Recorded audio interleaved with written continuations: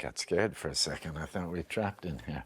Yorgos and I started talking about Poor Things in 2017. The idea of having a brain that is brand new, what would that be? I was blown away by Bella, by the character. I don't think I've ever seen or read anyone like that. Working with Emma, that's the reason this film for me was so exciting to make. My character, the doctor, sees her as an experiment, which at some point reaches a crisis. That you could have the kind of mind that isn't taught to be a certain way, I think that's very inspiring.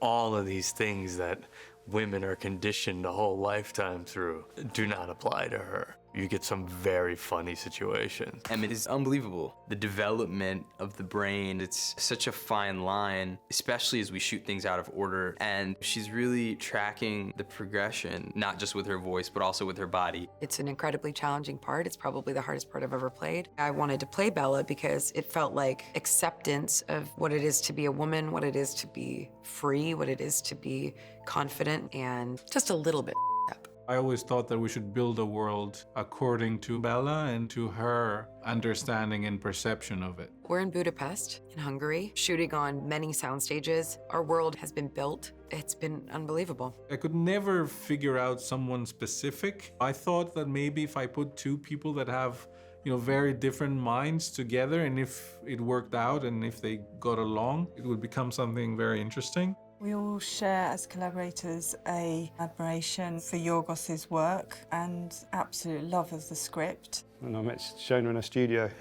so I wanted to see her in her natural habitat. So I was worried she might be mental. And my experience on film is zero, so this wouldn't be standing if it wasn't for James and the whole process of building something so enormous, so beautifully. It felt sort of timeless. Your mind just starts racing of where it could go. London, Lisbon, Paris. We've built a composite set, epic in scale. Yorgos wanted a 1930s film, but with today's technologies. They worked very closely in tandem, and I remember seeing the early lookbooks of what they were working on because they have two very different sensibilities that seem to have met up so beautifully. I mean, you could see they've created a world. It's Victorian, it's a dream, it's gorgeous, and it really does serve the vision. It really defines the story we're telling. It's got a refined aesthetic, but it's also got a sense of humor. This house is fantastic in every sense of the word. It is a thing unto itself. It shapes how you act, it shapes how you feel. Dressing and the detail is quite extraordinary. The functioning shops, the doors lead to actual rooms. I do think that there's a spiritual connection that happens in these practical sets, and you can feel it. It's incredible. You don't have to make anything up. Everything's there. Everything that you need is there, and then there's more. We use the latest technology, but also tapped into some old school techniques like miniatures or painted backdrops. And I think it was an interesting combination of techniques. And it is as big as it looks, even in a 4mm lens, which is the widest possible angle. It's bigger than that. The production design is an incredibly important part of the story, and what the production design leads to have created is something unlike anything that's ever existed before that I've seen. You have this idea of the Grand Tour, this 19th century idea that you left the place you were born and you had to tour the world and see the world in order to come of age. And we see through her eyes how amazing the world is and how messed up it is. Bella's an adult, but she needed sort of soft corners and things that she couldn't hurt herself on. So her room is incredibly soft and very beautiful. There's so much originality. There are fish on Bella's ceiling, and there's seaweed and a mirror that has ears and these padded silk walls with cityscapes sewn in. And I want to copy it. I want to live in that bedroom. Fine line between feeling real and fantasy. We've created lots of different little alleyways. You can walk into the hotel and walk up the hotel stairs and come out and stand on the balcony. This is my favourite place, the vodka bar. It was quite tricky. There were crews working 24 hours. There were night plastering teams, painters to come in the next day to paint. The ship had to feel like an enormous moving Victorian garden, an impractical boat designed to make it practical. So we had quite a lot of fun with the boat. This is Paris, the main square in Paris. You can come in off the street into the interiors. When I first met Shona and we started talking about this project, Shona had already said there should be red trees in Paris.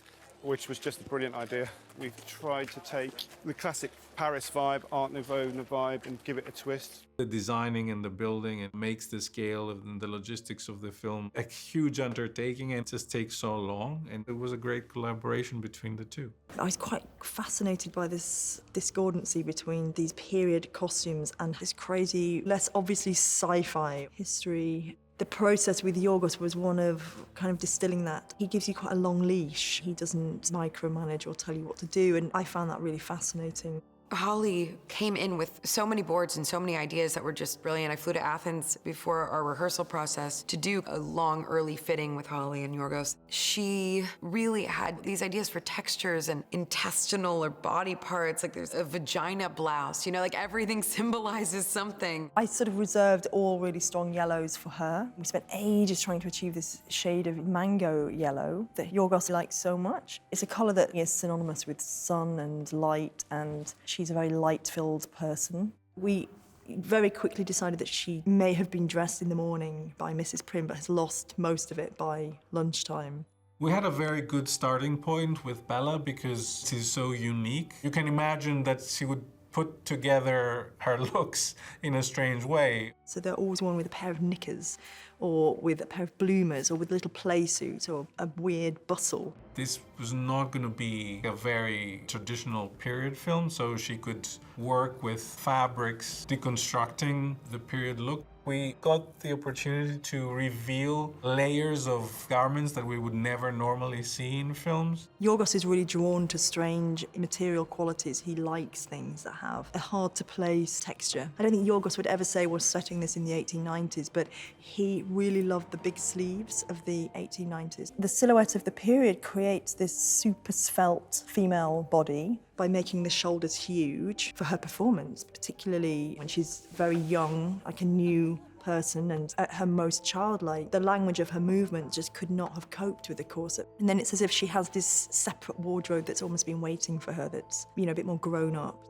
I think it sort of doesn't really matter that they're from another period, actually. With Holly, the costume designer, it's not just about look, it's about practicality. Everybody's costume is gorgeous. I could walk down Fifth Avenue with this today, then actually look cool.